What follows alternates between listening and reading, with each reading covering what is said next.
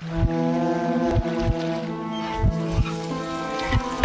অন্ধকার সন্ধ্যা, আকাশে মেঘের গর্জন, বাতাস ভারী হয়ে আছে, যেন কিছু একটা ঘুরতে চলছে। গ্রামের পাশে পুরনো পিপুল গাছের নিচে আমি বসে আছি, মাটির তৈরি মোড়ায়।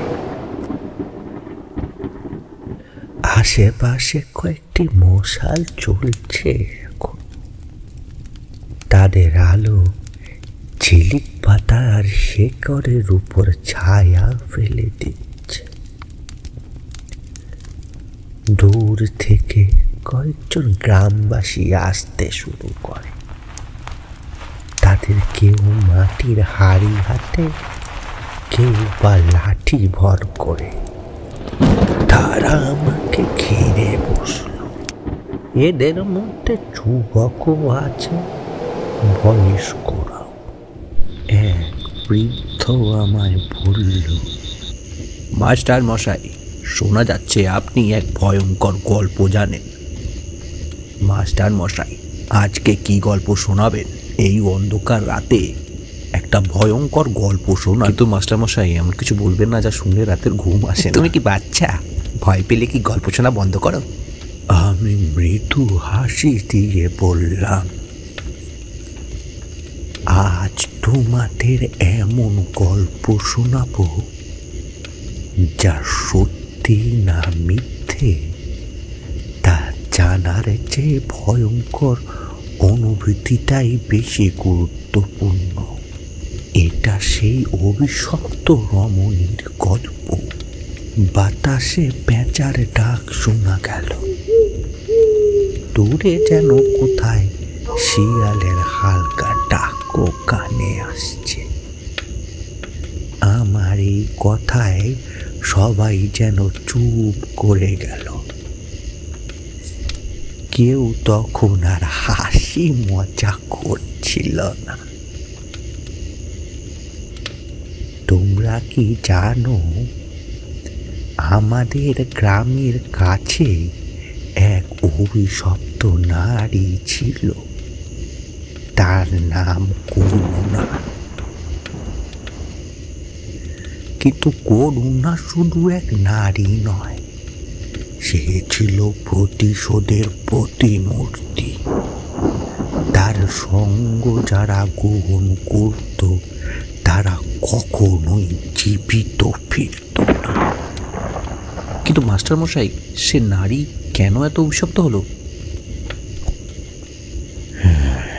এই গল্পের গভীরে যেতে হলে তোমাদের জানতে হবে তার অতীত। করুণা একজন নির্দোষ মেয়ে ছিল, কিন্তু এক পাপাচার তার জীবন বদলে দেয়।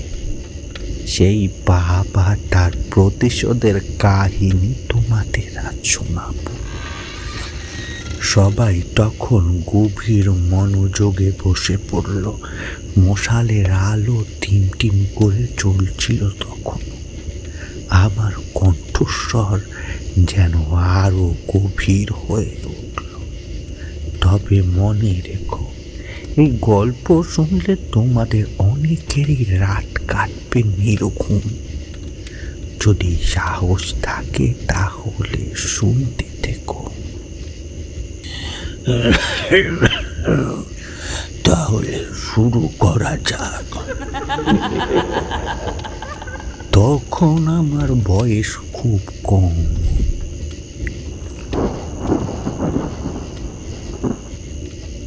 রাত গভীর। গ্রামের কোণে একটি পুরনো বাড়ি আছে।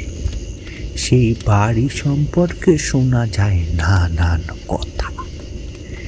যে বাড়ির ভেতরে কেউ থাকলে তার জীবনে নাকি অদ্ভুত দুর্ঘটনা ঘটে, কিন্তু সব কিছু বদলে যায় যখন এক রহস্যময় নারী, যার নাম মাধুরী, এই গ্রামে এসে উপস্থিত হয়।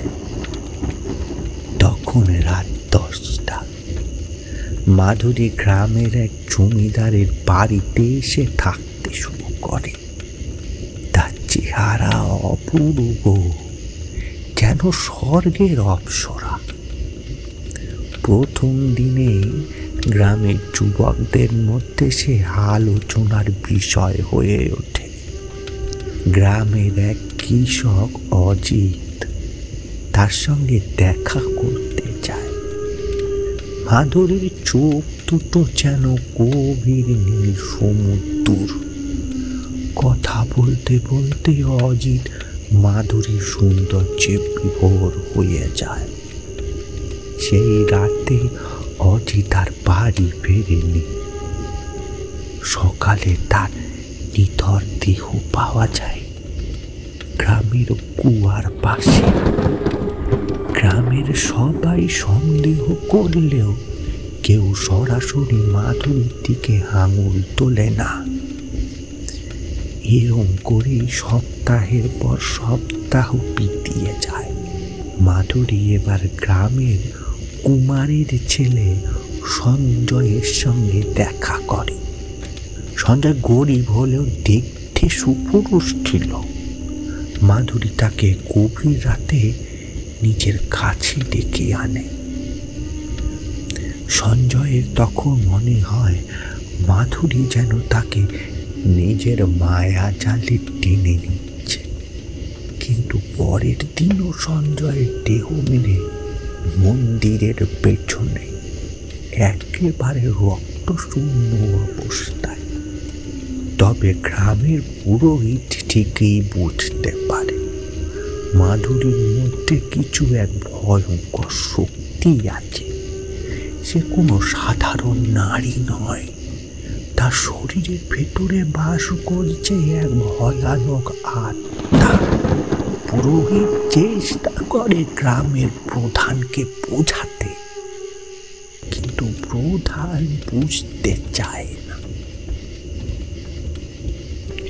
প্রতিদিন নতুন নতুন যুবক তার শিকারে পরিণত হয়। গ্রামের মানুষ আতঙ্কে থাকে। কেউ ঘরের বাইরে বেরোয় না। তবে এক অদ্ভুত বিষয় দেখা যায়। যে পুরুষ তার সঙ্গে সময় কাটাতে যায় তাদের শরীরে কোনো ক্ষত থাকে না, কিন্তু তাদের মৃত্যু হয় এমনভাবে যেন তারা ভেতর থেকে পুরোপুরি শেষ হয়ে গেছে। মাধুরীর আগমনের পর থেকে গ্রামে যেন অভিশাপ নেমে এসেছে। রাত হলেই মানুষের মনে আতঙ্ক জমে। গ্রামের যুবকেরা মাধুরীর রূপে তো মুগ্ধ, তাহলেও তার ভয়ানক পরিণতি দেখে আর কেউ তার কাছে যেতে চায় না। কিন্তু মাধুরী নিজে যাকে বেছে নেয় সে আর রক্ষা পায় না। এক রাতে গ্রামের মোড়ল রামেশ্বর বাবুর বড় ছেলে বিক্রম হঠাৎ অদৃশ্য হয়ে যায়। পরের দিন তার মৃতদেহ একইভাবে পাওয়া যায় ধান ক্ষেতের সামনে।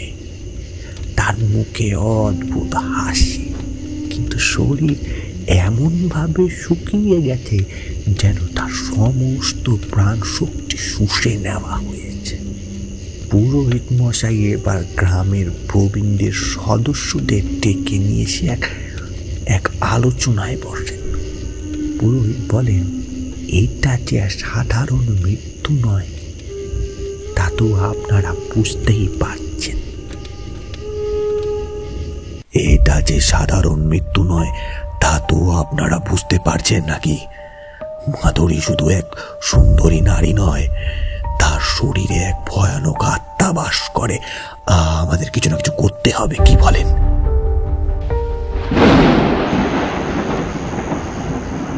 তখনই রামেশ্বর বাবু বলে ওঠেন, কিন্তু করবো কি মহারাজ? সে তো দিনের বেলায় একেবারে সাধারণ নারীর মতো থাকে, তার আসল রূপ রাতের অন্ধকারে প্রকাশ পায়। আমাদের পুরনো মন্ত্র সংলগ্ন হতে হবে। পুরোহিত গ্রাম থেকে একটু দূরে থাকা বৃদ্ধা সিদ্ধি দেবীর কাছে যান।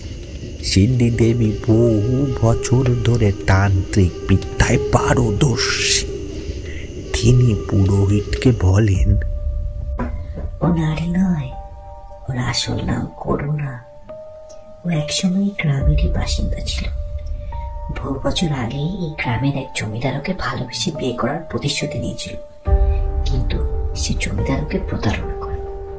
করুণা অপমানিত হয়ে আত্মহত্যা করার পর তখন থেকে ওর আত্মার প্রতিশোধের জন্য অপেক্ষা করছিল। কিন্তু এখানে এসে যেন তার অপেক্ষা পরিপূর্ণ হয়েছে। পুরোহিত সিদ্ধান্ত নেন এইবার মাধুরীর মুখোমুখি হতে হবে। এক রাতে গ্রামের কয়েকজন সাহসী যুবক এবং বৃদ্ধারা একসঙ্গে মাধুরীর বাড়ির দিকে এগিয়ে যায়। তাদের হাতে থাকে প্রদীপ এবং মন্ত্রপাঠের জন্য পুরোহিত। মাধুরী তাদের দেখে ভয় পায় না, বরং সে তাদের স্বাগত জানায়। তার কণ্ঠস্বর একেবারে শীতল। তোমরা কি ভেবেছ আমায় থামাতে পারবে?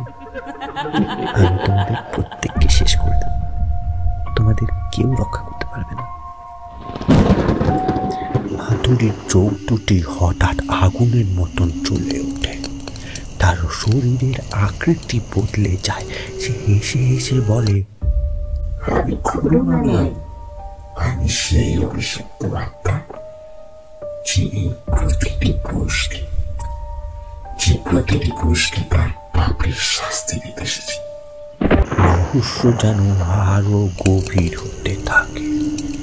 এবার পুরোহিত একটি মন্ত্র পাঠ করা শুরু করে। মাধুরী চিৎকার করে ওঠে। গ্রামে যেন ভুতুড়ে বাতাস বইতে শুরু করে। চারিদিকে শুধু একটাই প্রশ্ন, এই অভিশাপ কি করে শেষ হবে? পুরোহিত এবং গ্রামের যুবকেরা মাধুরীর বিরুদ্ধে মন্ত্রপাঠ শুরু করার পর পরিস্থিতি যেন আরো ঘোলাটে হয়ে যায়। মাধুরী যেন একটি ছায়ার মতন অদৃশ্য হয়ে যাচ্ছে। সবাই বিভ্রান্ত। কিছুক্ষণ পর সেই বাড়ির দরজা ধীরে ধীরে খুলে যায়। ভিতর থেকে ভেসে আসে মাধুরীর কণ্ঠস্বর, তোমরা আমাকে থামাতে চাও, আর কি আবার সত্য জানতে হবে তো?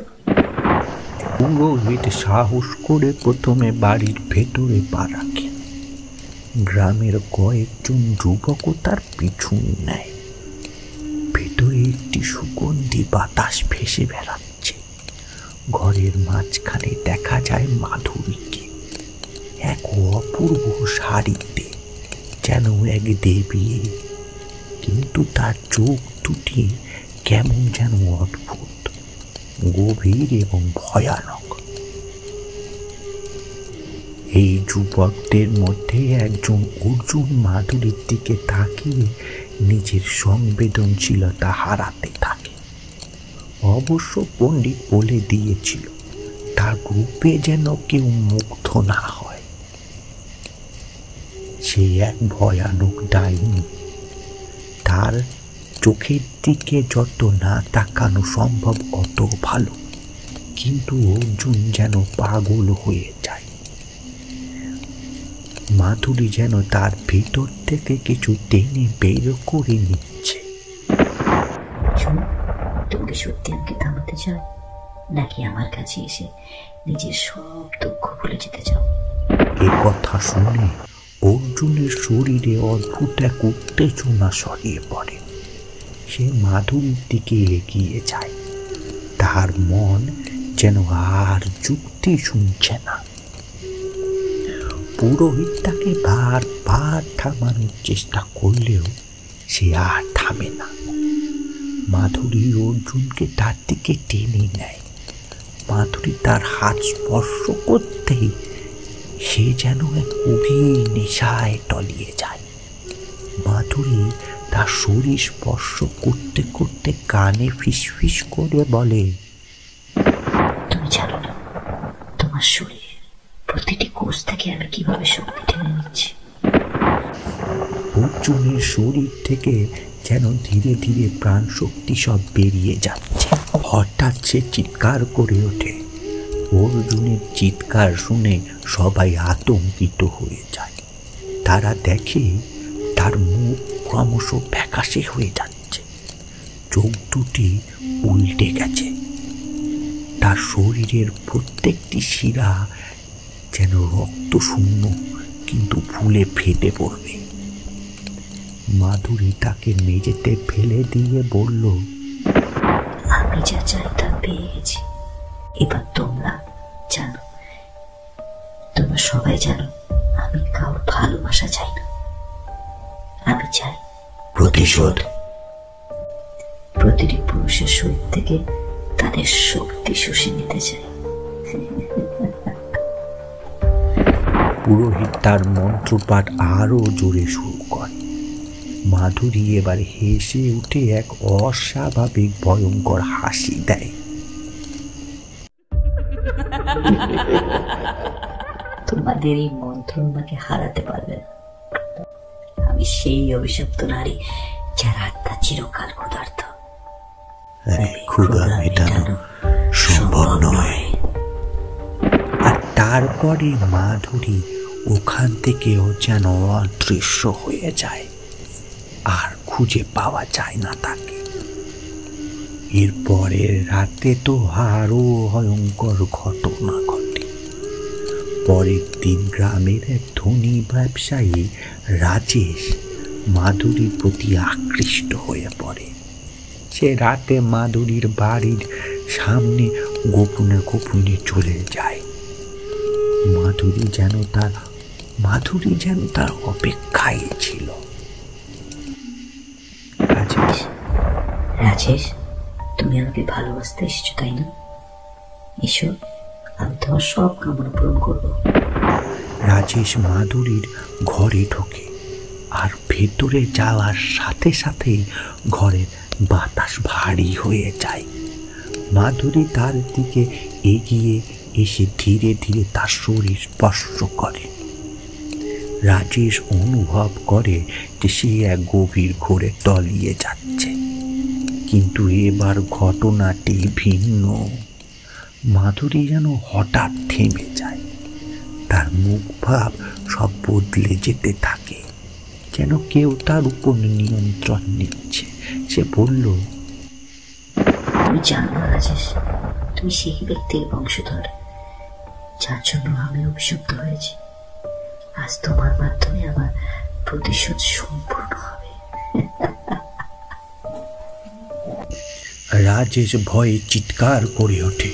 সে জানতে চায়, তুমি কে? আমার পরিবার তোমার কি ক্ষতি করেছিল? মাধুরী বলল, তোমার প্রপিতামহ গ্রামের জমিদার ভূপেন্দ্র আমাকে বিশ্বাসঘাতকতা করেছিল। সে আমায় ভালোবাসার প্রতিশ্রুতি দিয়ে আমার সঙ্গে অমানবিক আচরণ করেছিল। আমি অভিশাপ দিয়ে পৃথিবী ছেড়েছি, কিন্তু তার রক্তের প্রতিটি পুরুষকে শেষ না করা অবধি আমার আত্মা শান্তি পাবে না। মাধুরী রাজেশের দিকে এগিয়ে গিয়ে তার শরীর আবার স্পর্শ করে। রাজেশের চিৎকার শোনা যায় সারা গ্রামে। ঘরের ভেতর আলো ঝলসে ওঠে। পরের দিন সকালে রাজেশের নিথর দেহ পাওয়া যায় এই বটগাছের নিচে।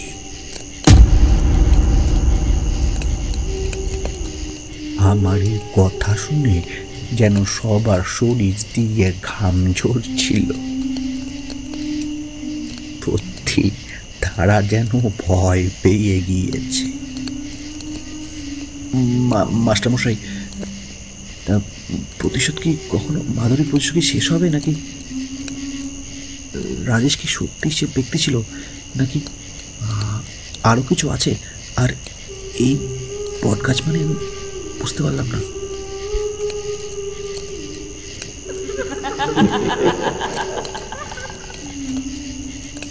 দাঁড়াও তাড়াহুড়ো করলে হয়, গল্পটা শোনো তো আগে। এরপরে গ্রামে এক নতুন আগন্তুক এলো। এক রাতে গ্রামের বাইরে থেকে এক রহস্যময় ব্যক্তি আসে, যার নাম আর্য। আর তার শক্তপোক্ত চেহারা, চোখে তীক্ষ্ণ দৃষ্টি। আর্য নিজেকে একজন ভ্রমণকারী হিসেবে পরিচয় দেয়, কিন্তু তার আসল উদ্দেশ্য ছিল মাধুরীর কাহিনী শোনা। সে দ্রুত বুঝতে পারে এই নারীর সাথে সাধারণ উপায়ে লড়াই সম্ভব নয়। পুরোহিত তাকে সব জানায়। আজও ব্যাপারটা আগে পুরোপুরি বোঝো। এ একজন অভিশপ্ত আত্মা, ওকে মেরে ফেলা সহজ নয়। ও এমন এক আক্রমণ করে যখন পুরুষেরা সবচেয়ে দুর্বল অবস্থায় থাকে। যত শক্তিশালী হোক, ওর দুর্বলতা কোথাও না কোথাও আছে। আমাকে ওর সাথে দেখা করতে হবে। আর্য সিদ্ধান্ত নেয় যে মাধুরীর সাথে দেখা করে তাকে প্রতিহত করবে। সে মাধুরীর বাড়ির দিকে যায় এবং দরজা ঠেলে ভিতরে ঢোকে।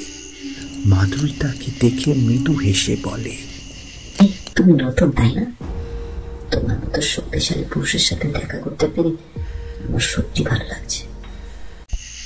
আর্য তার অভিনয় শুরু করে। মাধুরী, তোমার সৌন্দর্য নিয়ে গ্রামে অনেক গল্প শুনেছি।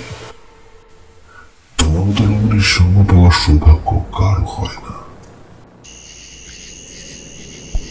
মাধুরী মুচকি হেসে বলল, আচ্ছা, তাহলে এসো। মাধুরী ধীরে ধীরে আর্যের কাছে এগিয়ে আসে।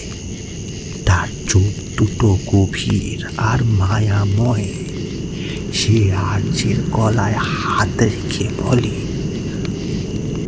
তোমাকে স্পর্শ করে বুঝতে পেরেছি তুমি ভিতর থেকে ভীষণ শক্তিশালী, কিন্তু জানো তোমার শক্তি আমাকে আরো বেশি ক্ষুধার্ত করে তুলেছে। মাধুরী তাকে বিছানার দিকে নিয়ে যায়। আর্য ইচ্ছাকৃতভাবে মাধুরীর জালে ধরা দেয়, কারণ সে জানত এই মুহূর্তেই তার সুযোগ। মাস্টারমশাই, তারপর? আচ্ছা বাবু, তোমার তো অনেক আগ্রহ এই জায়গা শুনতে, তাই না? ধৈর্য ধরো, যেটা ভাবছো এমন কিছুই বলা হবে না। গল্পতে মনোযোগ দাও। এই ভাই, সত্যি না, তুই পারিস, গল্প শোন না, একদম ইন্টারেস্ট নষ্ট করে দিচ্ছিস।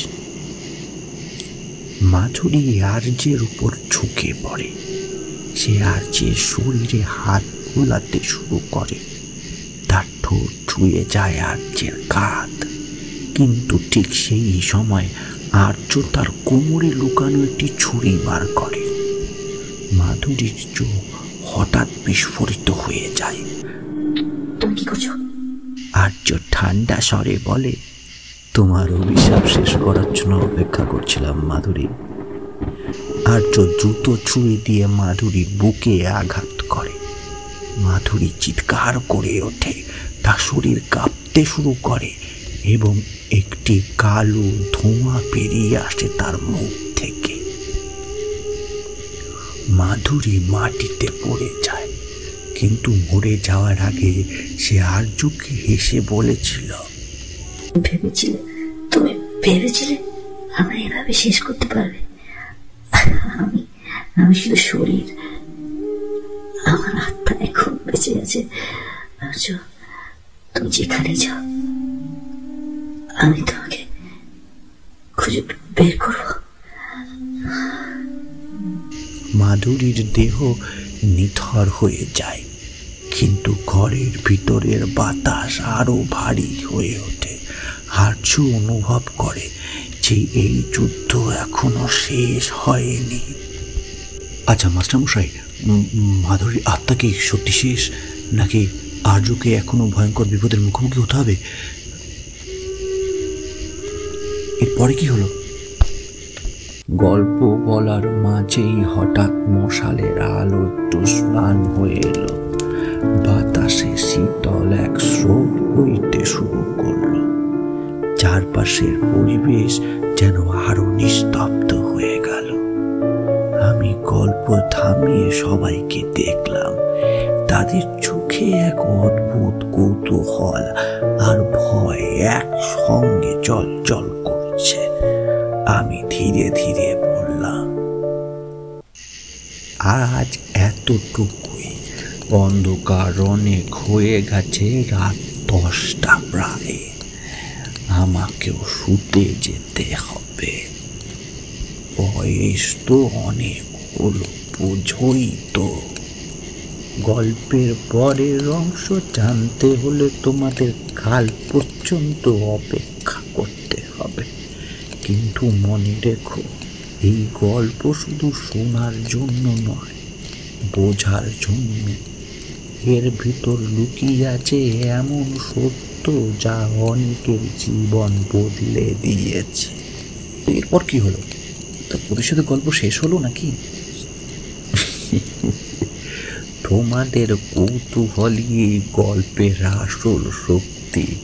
কাল পর্যন্ত পিপুল গাছের নিচে আবার জমা হবে।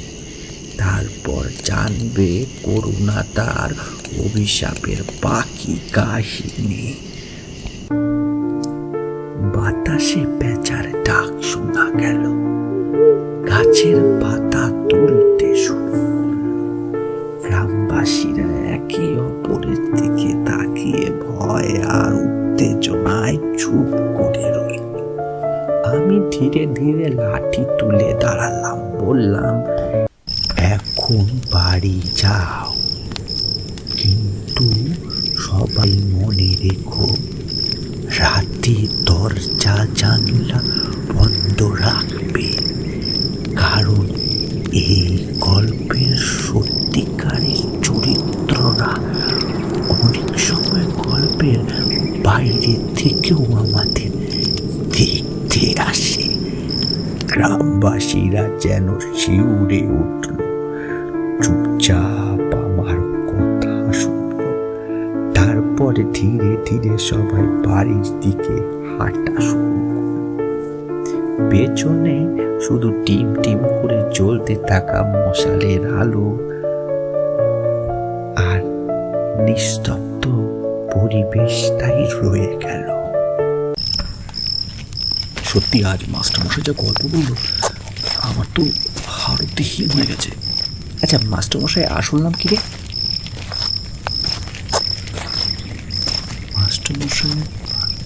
মাস্টারমশাই আসল নাম তো শুনেছিলাম আর্য দেবনাথ।